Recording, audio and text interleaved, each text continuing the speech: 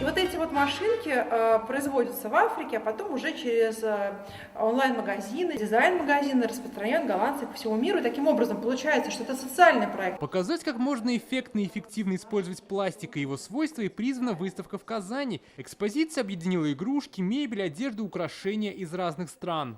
Цвет, например, да, или форма, они не зависят от того, что это переработанный пластик. Это может выглядеть совершенно ярко, свежо. Выставка «Фантастик Пластик» путешествует по России с 2019 года. В Казани она собрала 40 экспонатов из разных стран. От казанских дизайнеров здесь обрамление для зеркал. В каждом городе мы берем предметы из переработанного пластика, которые именно в этом городе изготовлены. Или находим с каждым годом все больше и больше инициатив по переработке, поэтому у нас выставка все время растет.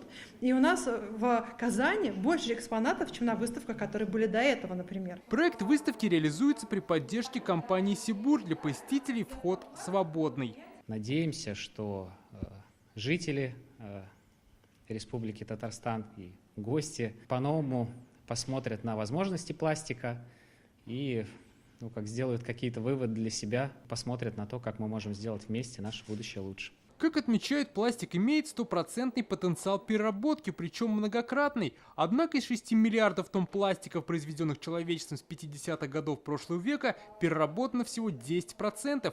Эти и другие интересные факты можно узнать на выставке. Сегодня очень важно перерабатывать пластик, так как раньше наши предки, к сожалению, не подумали о том, что нам с ним делать. Мне очень понравилась идея применения искусственного интеллекта в переработке пластика, где, в общем-то, автоматически происходит переработка и сортировка отходов.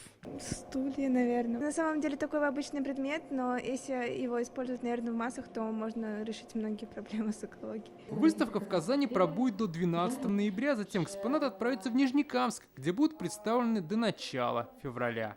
Дмитрий Аяринин, Данил Филатов, ТНВ, Казань.